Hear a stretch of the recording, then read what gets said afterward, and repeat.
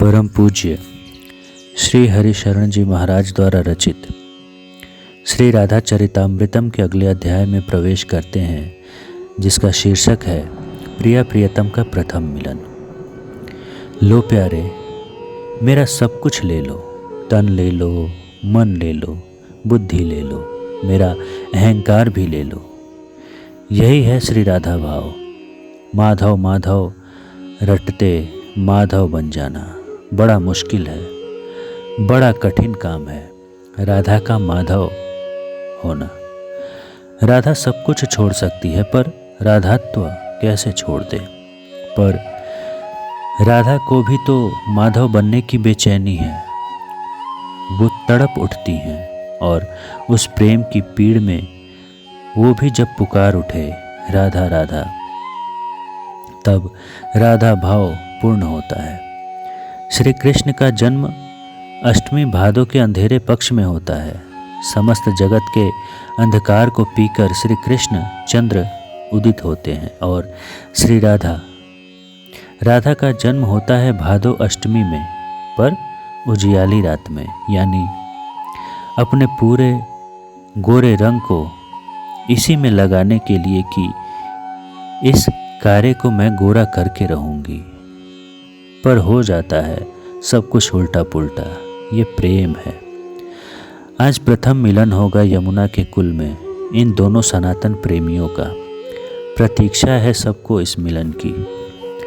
अस्तित्व स्वयं प्रतीक्षारत है। ये कहते हुए महर्षि सांडिल्य आज मदमाते से हो रहे थे। नंदगांव बस चुका है। अद्भुत प्रिया है श्री राधा की अपने प्रियतम को अपने पास बुलाकर ही मानी।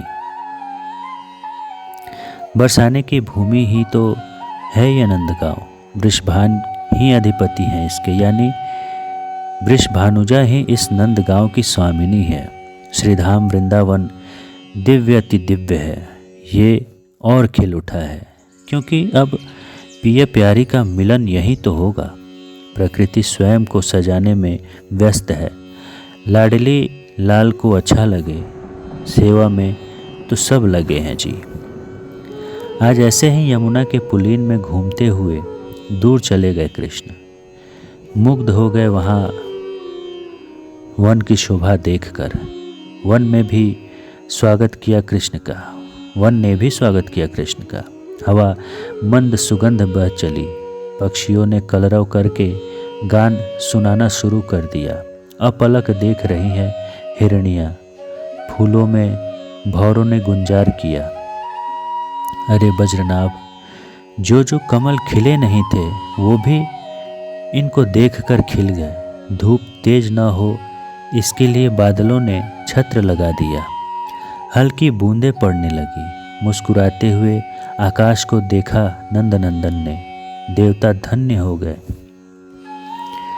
आनंद स्वरूप स्वयं ही अपने ही आनंद को अभिव्यक्त करना चाह रहे हैं, तो क्या करें। अपने फेंट से बांस की बांसुरी निकाली। अपने कोमल गुलाबी पतले अधर में बांसुरी को रखा और मार दी फूंक। प्रकृति मानो स्तब्ध हो गई। पक्षी जो अब तक कलरव कर रहे थे, उन्होंने तो मानो एकाएक मौन व्रत ही धारण कर लिया। बज रही थी बांसुरी। जड़ भी कंपित हो उठे थे। फिर चेतन की कौन कहे। पर ये क्या, शताधिक मोर पता नहीं कहाँ से आ गए थे और सब नाचने लगे। अपने अपने पंखों को फैलाकर घूमते, अपने पंखों को हिलाते, फिर नाचते। मुरली मनोहर ने बांसुरी भी तो आज पहली बार ही बजाई थी। बज्रनाभ स्थान होता है। हर स्थान पर हर एकार नहीं होते। बांसुरी वृंदावन में ही बज सकती है, न मथुरा में, न कुरुक्षेत्र में, न द्वारिका में। पर मोर रुक गए नाचते नाचते। श्याम सुंदर भी रुक गए, पर वो सब मोर एक साथ किसी स्थान पर चल दिए थे। कृष्ण रुके। मोरों ने मुड़कर कृष्ण को इशारा किया, आओ हमारे पीछे पीछे। आग्रह था उन प्रेमी पक्षियों का, कैसे टाल देते और ये मोर भी तो इस वृंदावन के ही थे। चल दिए पीछे। कृष्ण आनंद विभोर हो रहे थे। कहीं से सुगंध आ रही थी और जहाँ से ये सुगंध आ रही थी मोर उसी ओर ही जा रहे थे। सरोवर है, बड़ा सुंदर सरोवर। उस सरोवर के 4 घाट हैं। सीढ़ियाँ मणिमाणिक्य से बने हैं। सरोवर का जल अत्यंत निर्मल है। मोर वहीं ले गए थे कृष्ण को। सरोवर के जल में कोई गौर वर्णी सुंदरता की मानो देवी बैठी थी, ऐसा कृष्ण को लगा। वो और तेज चाल से चलते हुए पास में पहुँचे। मोर रुक गए। बांसुरी फेंट में रख दी कृष्ण ने। गए कृष्ण पास और पास। पीछे से जाकर धीरे से हाथ रखा कृष्ण ने। एकाएक कृष्ण के हाथ का स्पर्श पाते ही वो तो चौंकी, मुड़ी, पर जैसे ही अपने सामने देखा नंद नंदन को और नंद नंदन ने देखा श्री राधा को, त्राटक लग गई दोनों की। नेत्र मिले, मिलते ही रहे, मानो इन दोनों के नयन भी कह रहे हो और पीने दो इस रूप सुधा को। कितने समय बाद मिले हैं, प्यासे थे, आज प्यास मिटे। मोर नाच उठे, पक्षियों ने गाना शुरू कर दिया, लताओं से फूल झड़ने लगे। सरोवर के कमल सब प्रसन्नता से खिल उठे। उसमें से पराग उड़ते हुए इन दोनों युगल वर के ऊपर पड़ने लगे। कौन हो तुम हे गोरी, कौन हो तुम? इस प्रश्न ने श्री राधा को अपना भान कराया। नहीं तो ये भूल गई थी। हाँ, सब कुछ भूल गई थी। बताओ ना सुंदरी, कौन हो तुम? ओह, कितनी सुंदर हो। क्या नाम है तुम्हारा? कृष्ण बावरे से पूछते जा रहे थे। किसकी बेटी हो? कभी मैंने तुम्हें देखा नहीं, आज पहली बार देख रहा हूँ।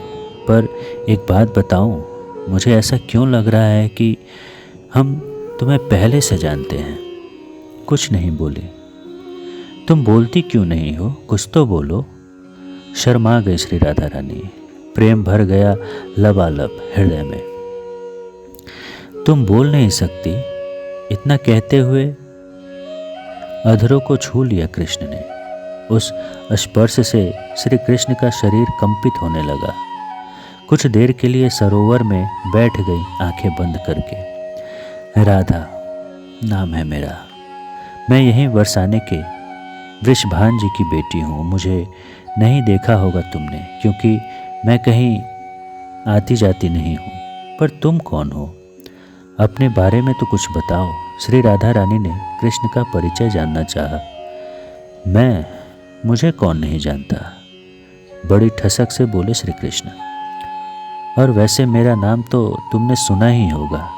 अच्छा, सब जानते हैं तुम्हारे बारे में। तुम इतने बड़े हो।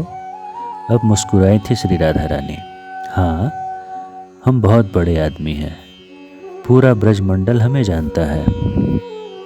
अच्छा, अब अपना नाम तो बता दो।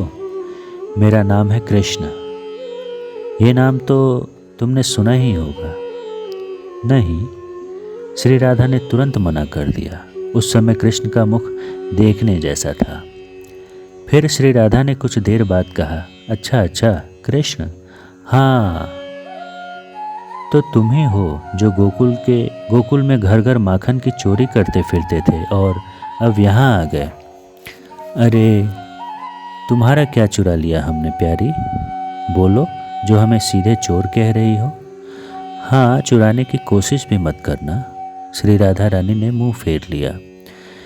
चोरी तो तुमने की है हमारी। लो, चोरों के सरदार तो तुम हो और हमें चोर कह रहे हो। क्यों ना कहें, चोरी भी करो और हम शिकायत भी ना करें। ये बरसाने में कैसा न्याय है? पर हमने क्या चुराया तुम्हारा? भोरी श्री राधा रानी पूछ रही थी। हमारा हृदय। देखो, हमारा हृदय हमारे पास है ही नहीं। तुमने चुरा लिया है इसे। ये अच्छी बात नहीं है। मैं जाती हूँ, अब संध्या हो रही है। श्री जी चली। लंबी सांस ली कृष्ण ने और जोर से बोले, राधे, अब कब मिलोगी? हम चोर से नहीं मिलते, तो हमारा हृदय तो देती जाओ। कृष्ण भी चिल्लाए। तुम कहाँ रहते हो? श्री राधा ने जाते जाते पूछा। नंदगांव। श्री कृष्ण ने श्री राधा को बता दिया। श्री राधा चली गई। कृष्ण बहुत देर तक देखते रहे उस पथ को जहाँ से श्री राधा गई थी। आह्लाद से भरे कृष्ण जब मुड़े तो और आनंदित हो गए। सारे के सारे मोर नाच उठे थे, सब पंख फैलाए नाच रहे थे। पर ये क्या, कृष्ण भी उन मोरों के साथ नाचने लगे। एक मोर का पंख गिरा नाचते हुए, मानो उसने कृष्ण को अपनी तरफ से ये भेंट दी थी। हे मोर, मेरी आत्मा, मेरे प्रेम से तुमने मुझे आज मिलाया है। हम तुम्हारे ऋणी हो गए। आज के बाद मैं इस मोर पंख को ही धारण करूँगा। इतना कहते हुए उस पंख को अपने मुकुट में खोस लिया था। हे बज्रनाभ, ये ब्रह्म की प्रेम लीला है और मैंने तुम्हें कहा ही है, लीला का कोई उद्देश्य नहीं होता। लीला का एकमात्र उद्देश्य होता है अपने हृदय के आह्लाद को प्रकट करना, बस। महर्षि सांडिल्य का आनंद और वज्रनाभ का आनंद आज शब्दातीत है। तेरो रसिक बिहारी मग जोवत खड़े हो, अपने दो कर जोड़े तेरे पायन पड़े हो। जय जय श्री राधा।